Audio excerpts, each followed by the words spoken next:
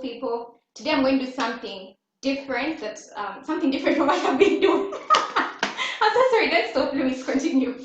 Okay. So today I'm going to do something a little different. I'm going to be teaching you guys how I make my mashed potatoes. They are really good. I actually did it for the first time at the. Okay, I've been doing mashed potatoes quite like this, but I added something a little at the beginning of quarantine. So I hope you guys like it. Feel free to comment, but don't bring negativity before you try it out. I know I have a couple of friends who can't eat some of these things. If there's definitely something you can't eat, then I don't think you should include it. But without one ingredient, it will still be quite as good as it is now. So please, if you haven't subscribed, like and comment. And yeah, I hope you guys like it.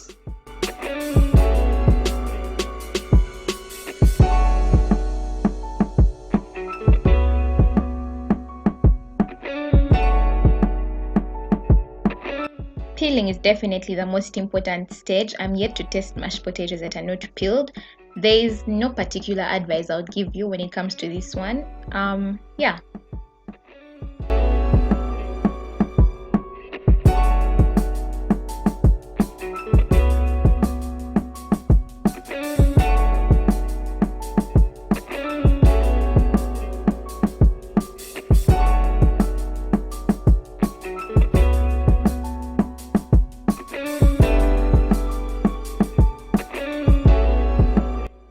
So at this point, I just put the potatoes to boil and make sure you add salt.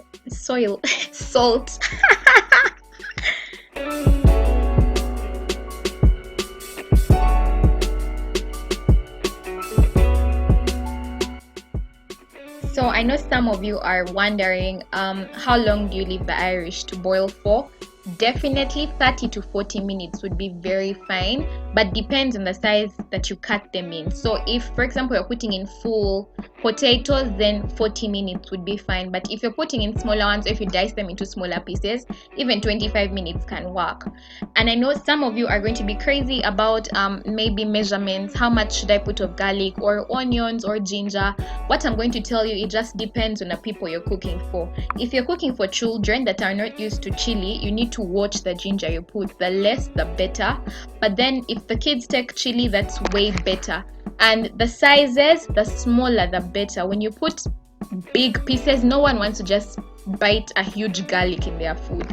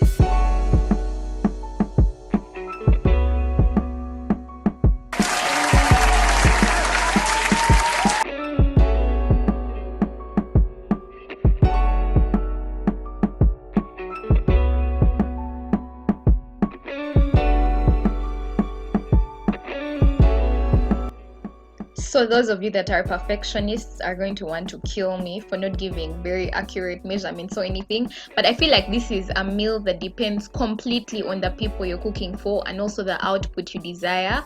So the more creamy or the more mushy, the softer you want the food to be, the more butter or the more milk you put in. That's just it. But then there are those people who love mashed potatoes that are not quite soft, yet there are those who like it when it's even put in a blender until it's fine. So it just depends on you. The milk and the butter or the margarine are just you. What do you like? Do you like it much? Do you like it little? I have a friend that puts until it scares her, so that's just how you're supposed to do it. 6 tablespoons, 7, let it scare you, or just put 2. But I think anything less than 2 is quite little.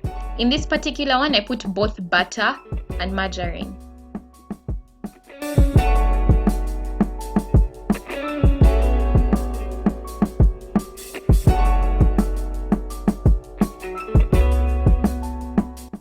And by the way, these do not need to enter in any particular order. You can decide to put the onions first or the garlic or whatever, but just get them to golden brown or some sort of brown. A lighter shade particularly, that would be perfect.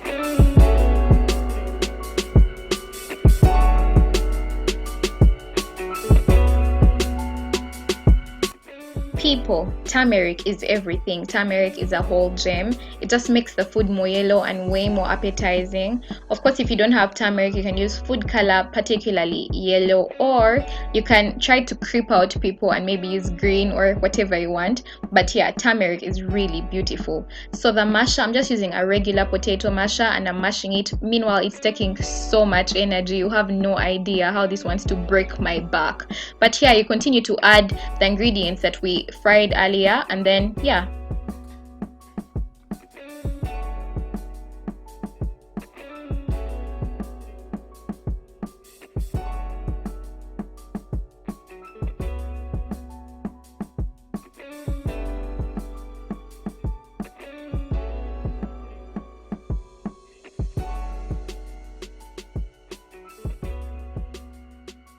beautiful people, this is the finished product. It's really tasty. I'm going to be down in the comment section to answer all of your questions. I hope you liked it.